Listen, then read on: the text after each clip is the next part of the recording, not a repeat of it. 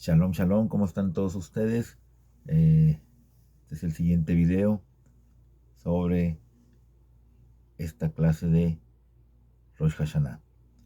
Estamos ya prácticamente en Rosh Hashanah, a unos 3 días de Rosh Hashanah. En el video anterior veíamos los temas clave de la sección 3, que el Eterno nos recuerda en el mismo grado que nosotros lo recordamos a Él. ¿Sí? Entre más recuerdas tú al Eterno, Él también te va a recordar. Y por lo tanto, Rosh Hashanah es un tiempo para pensar en el rol que el Eterno juega en nuestras vidas.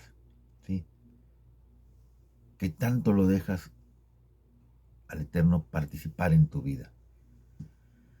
También le pedimos al Eterno que recuerde favorablemente los logros de nuestros antepasados, para que Él active sus méritos al juzgarnos a nosotros, los descendientes.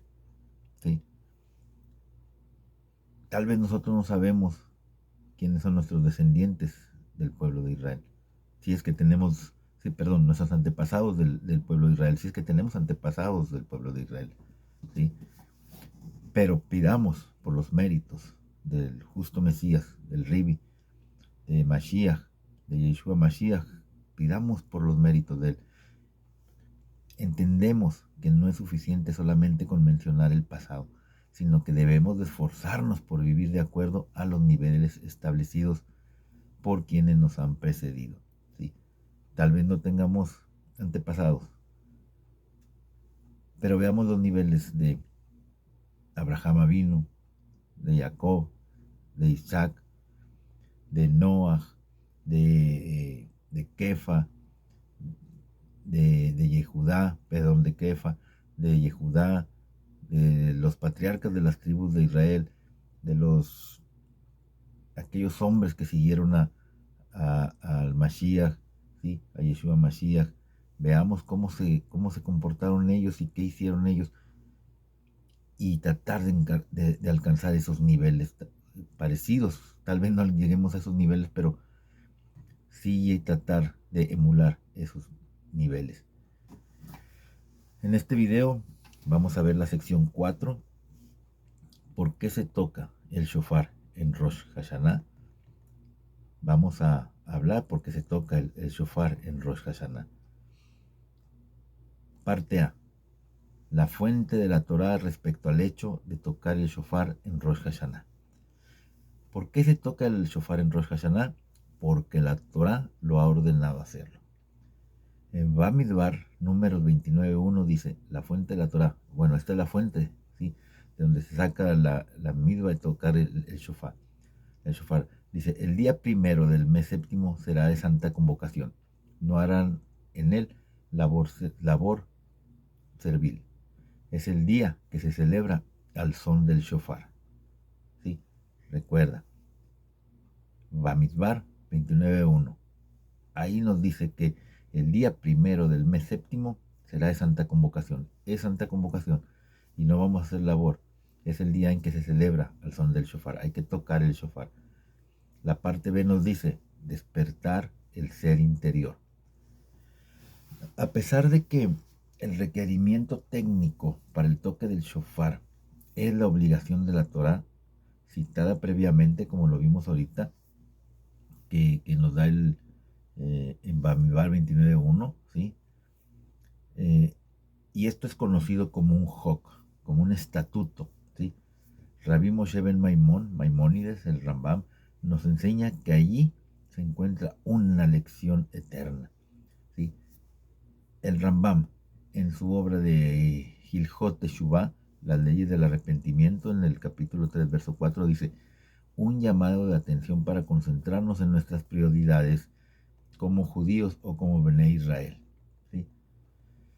A pesar de que el hecho de tocar el shofar en Rosh Hashanah es un decreto en las escrituras, ¿sí? Es un decreto su cumplimiento.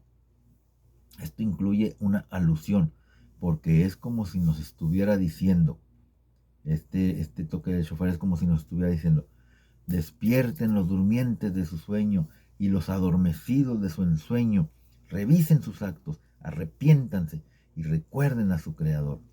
Estas son las personas que olvidaron la verdad. Esas personas que duermen en su sueño, que están adormecidos en sus ensueños, ¿sí? Que no recuerdan a su creador. Y hay muchas explicaciones muy bellas respecto a la razón por la cual se toca el shofar en Rosh Hashanah. Pero una de las explicaciones más fuertes es la que nos da Moshe ben Maimónides, el Rambam. Para Maimónides, el shofar es como la alarma del reloj despertador de Dios. Es un reloj despertador de Dios, no para despertarlo a Él, sino para despertarnos a nosotros, que nos va a despertar del adormecimiento en el cual pasamos muchos de nuestros días. ¿A qué se refiere esto? El mayor regalo que el Eterno nos ha otorgado es el tiempo, y nos lo ha entregado de manera equitativa. Tanto ricos como pobres, todos tenemos y contamos con 24 horas diarias, 7 días a la semana y una cantidad de años que podríamos decir que es demasiado pequeña para nuestro gusto, ¿no? Pero a menudo dedicamos nuestro tiempo a cosas que, de acuerdo a las palabras de Maimónides, no ayudan ni salvan. ¿Cuántas personas miran hacia atrás su vida y se dicen a sí misma, ojalá hubiera dedicado más tiempo a las reuniones del comité, o a las reuniones acá, o a esto, o al otro?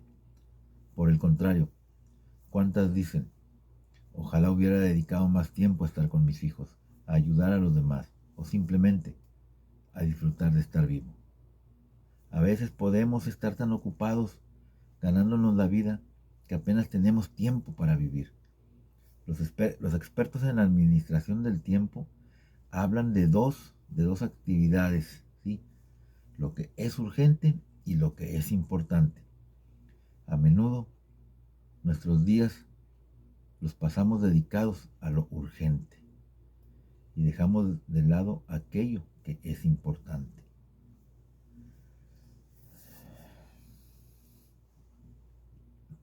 El Shabbat nos enseña a tomarnos tiempo para aquello que es importante, aunque no sea urgente. ¿Sí? Hace 30 años, cuando la tecnología era menos desarrollada, la mayoría de las personas escribían imaginando el futuro como una época de distensión en la cual el ser humano tendría más tiempo libre. Pero las cosas no se dieron de esa manera, ¿sí? No pasó eso.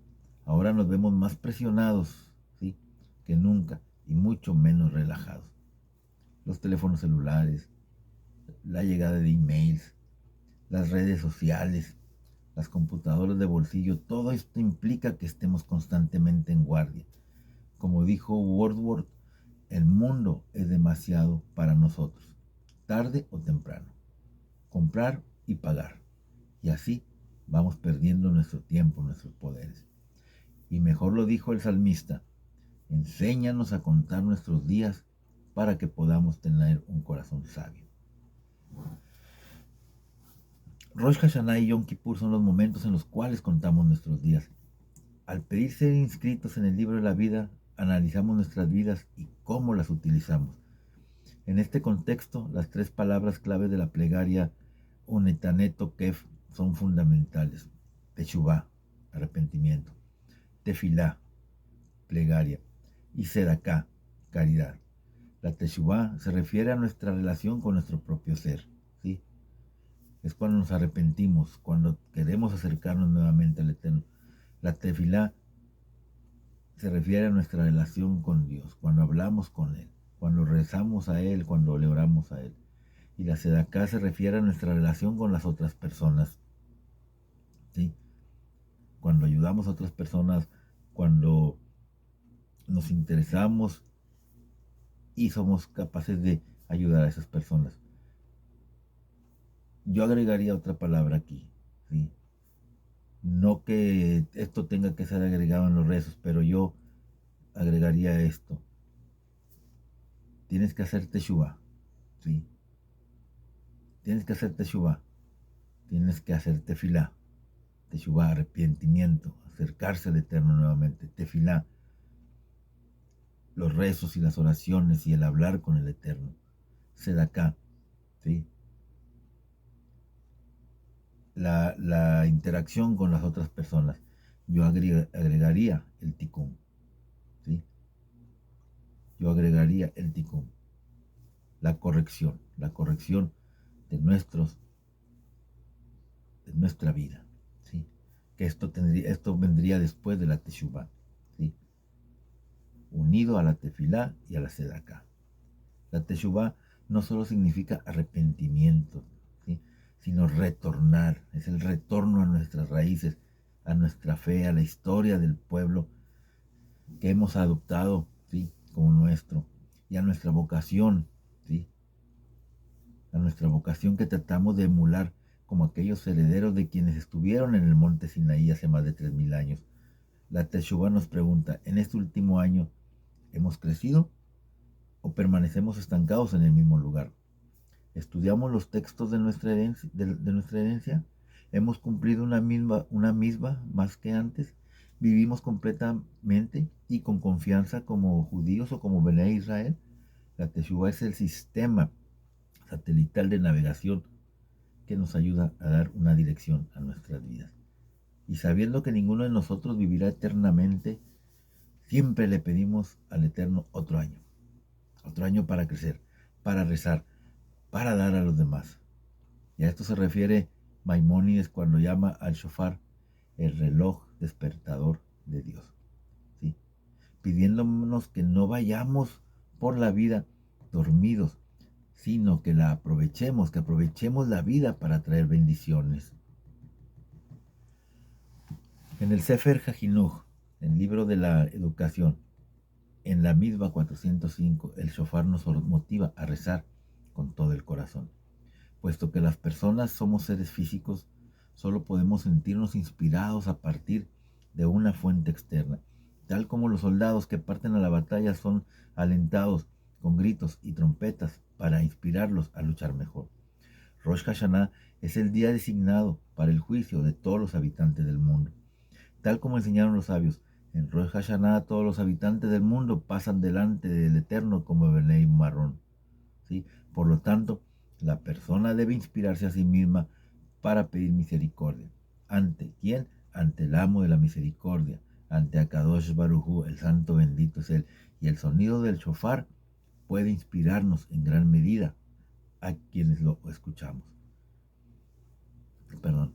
El Sefer HaJinuch nos dice que debemos de entender la naturaleza del hombre, de los seres humanos, como el hombre, y al decir hombre me refiero a hombres y mujeres, es una criatura del reino físico, solo se despierta e inspira para la acción a través de algo que lo conmueve, de algo que provoque que se aparte de su rutina ordinaria. En la práctica vemos este concepto en tiempo de guerra. Para alentar a las tropas se tocan trompetas con la esperanza de que esto despierte y motive a los soldados a entrar en acción. En Rosh Hashanah ocurre lo mismo.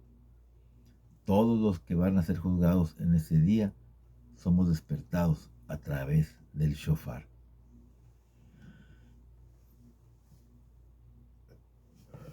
La parte C, el mecanismo de Malhuyot y Sigronot. ¿El mecanismo de qué? Del reinado y de la remembranza. El Talmud Babli en Rosh Hashanah, en el Tratado de Rosh Hashanah, folio 16a, dice, el shofar corona a Dios como rey y nos inspira para dedicarnos a la vida, ¿sí? A la vida justa. Dios dice, reciten ante mí en Rosh Hashanah los versos del reinado, remembranza y shofar, los versículos de reinado para coronarme como rey ante ustedes, los de remembranza para que yo los recuerde para bien. ¿Con qué lo van a conseguir esto? Con el shofar, ¿sí? El shofar es la herramienta que tenemos para coronar al Eterno como rey y para despertar en él un recuerdo nuestro favorable, ¿sí? Que nos recuerde para misericordia, para benevolencia. La interpretación correcta es que la cláusula final respecto al shofar se refiere a ambas cosas. ¿Cómo podemos coronar como rey, a Dios como rey? ¿Y cómo podemos ser recordados bajo una buena óptica? A través del toque del shofar. Rabí Abraham de Sohachtov ¿sí? En su obra Neot de Sheva, volumen 1, página 153, el shofar crea una impresión indeleble para todo el año. Debería haber sido suficiente con aceptar a Dios como Rey en nuestros corazones. Sin embargo, esto no hubiera tenido un efecto duradero. Solo a través del acto de tocar el shofar, este sentimiento tiene la fuerza para perdurar e influenciarnos a lo largo del año. ¿Sí? Escucha el shofar en este día de Rosh Hashanah. Escúchalo con toda la atención que puedas poner. Parte de todo depende de la preparación. Rabbi Jacob Astor, ¿sí? En un artículo en aish.com dice: oír el llamado del shofar. El shofar constituye una experiencia emocional o intelectual. El shofar tiene una aura de sobrecogimiento y santidad. Su sonido puede hacer añicos los corazones de piedra y barrer capas de autocomplacencia. Su llamado es capaz de llevarnos de regreso a sitios interiores que son impenetrables por cualquier otro medio. El Baal Shem Tov dijo: en el palacio del rey hay muchas habitaciones y cada una necesita una llave diferente. Sin embargo, hay una llave, un instrumento que puede abrir todas las puertas: el hacha. El shofar es como el hacha. Cuando una persona abre su corazón con vehemencia delante del Todopoderoso, puede llegar a derribar cualquier puerta en el palacio del Rey de Reyes. El Baal Shem Tov nos enseña que el shofar es una manera emocional, intuitiva de ganar acceso a los recovecos más profundos de nuestro corazón. Una vivencia de conocimiento divino. Su sonido, ¿sí? Su voz sin palabras le habla al corazón de una manera que no puede lograrse ni con las palabras más magníficas, ni con los pensamientos más maravillosos. Por otra parte, David Hamelech, el rey David, parece contradecir esta opinión. En referencia al shofar, él dice: dichoso es el pueblo que conoce la teruá. Esto es los sonidos del shofar. ¿Sí? Salmos 89, 16. El rey David Hamelech, no dijo: dichoso es el pueblo que oye la teruá. ¿Sí? El énfasis parece estar en la intelectualización. De esta manera, si realmente deseamos beneficiarnos del shofar, necesitaremos esforzarnos en la utilización de nuestro intelecto. Entonces, aquí surge nuevamente la pregunta: ¿el shofar constituye una experiencia emocional o intuitiva, tal como lo sugiere el Baal Shem Tov, o una experiencia intelectual, tal como se desprende de las palabras de David Hamelech? El Maggid de Dulá ofrece una parábola que tal vez nos pueda ayudar a responder esta pregunta. Y esta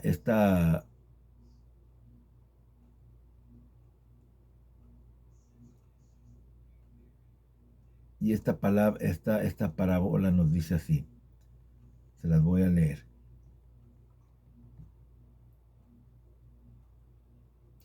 Dice: un granjero pobre tenía un tío rico que vivía en la ciudad y que una vez lo invitó para que fuera a visitarlo. Encantado con la invitación, el granjero no perdió tiempo y enseguida partió hacia el hogar de este tío rico. Al llegar lo recibieron cálidamente y de inmediato lo hicieron pasar a un gran comedor donde había una gran mesa. Mientras conversaban y compartían historias familiares, el tío tomó una campana de bronce y la hizo repicar. De inmediato emergió una tropa de sirvientes por las puertas laterales trayendo bandejas con aperitivos. El granjero nunca había visto antes en su vida comida tan deliciosa. ¿Sí?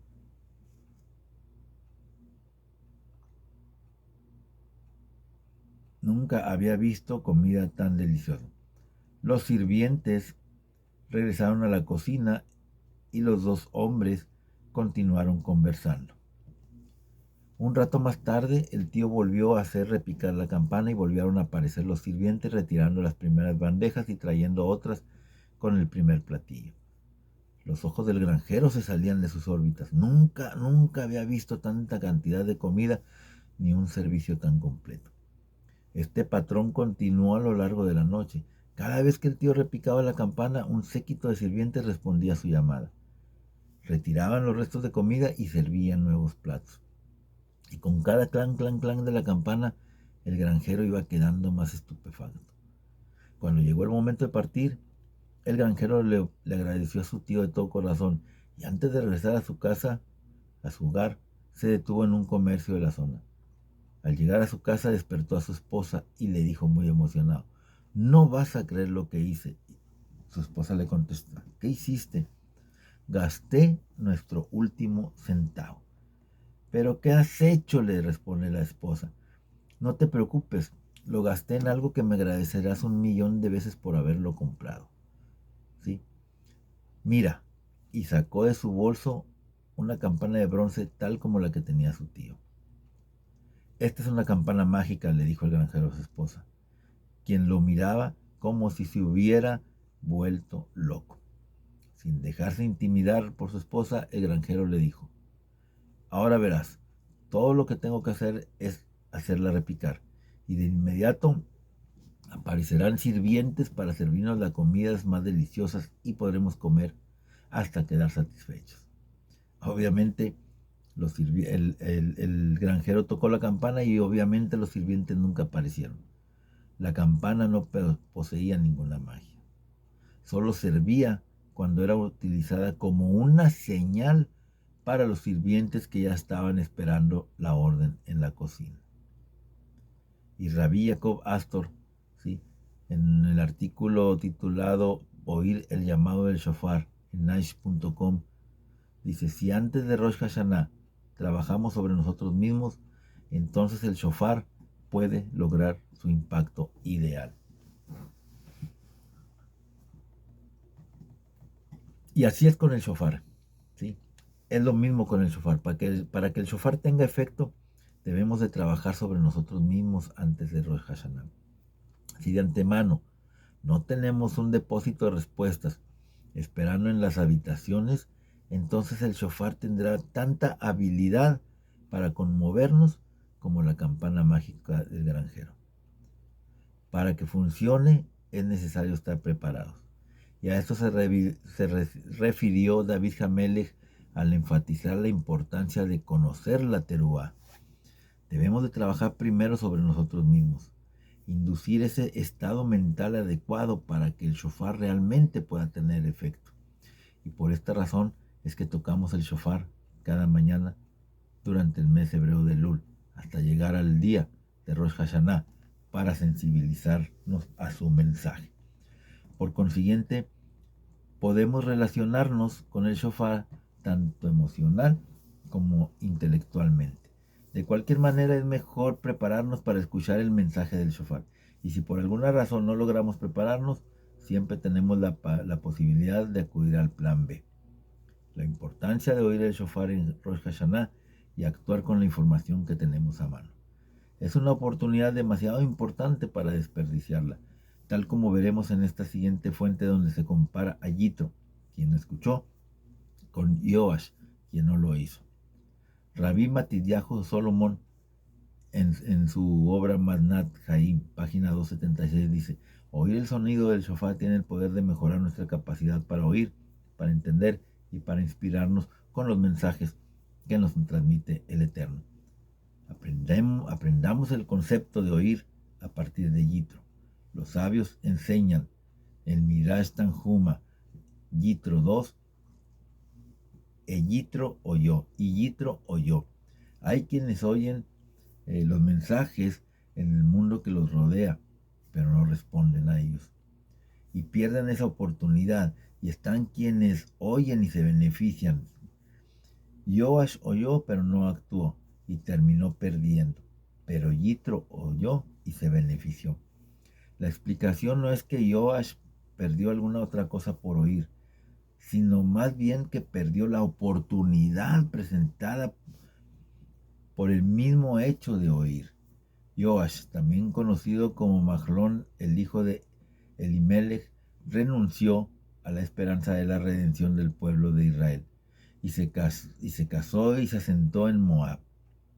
Él debería haber regresado para casarse y vivir en Israel. Y lo mismo ocurre en un sentido positivo. Yitro se benefició por haber oído. Tal como está escrito sobre él, ¿qué es lo que hizo Yitro como consecuencia de haber oído? El hecho de oír lo llevó a actuar y por eso se volvió un converso. En Rosh Hashanah tenemos el mérito de desarrollar el poder de oír y entender mejor, de inspirarnos más y de llevarnos a nosotros mismos hacia la acción a través del hecho de oír el shofar. Hasta aquí la sección 4, que hemos visto en la sección 4 ahorita, que la Torah nos da la misma de oír el shofar en Rosh Hashanah. Es el nivel más básico y esto es simplemente un decreto, es un hok divino que desafía toda explicación racional, ¿sí? Pero sin embargo podemos encontrar su significado a esta misma y oír el llamado del shofar para despertarnos. Si dejamos que la voz del shofar penetre en nuestras almas, entonces el mensaje de Rosh Hashanah dejará una marca indeleble en nuestras conciencias. Y si antes de Rosh Hashanah trabajamos sobre nosotros mismos, entonces el shofar podrá lograr su impacto ideal. Si no somos capaces de prepararnos para oír el mensaje del shofar, entonces siempre podemos acudir al plan B. La importancia de actuar a partir de la información que tengamos a mano. Siguiente video, sección 5, el simbolismo del shofar. Lo grabamos y se los compartimos.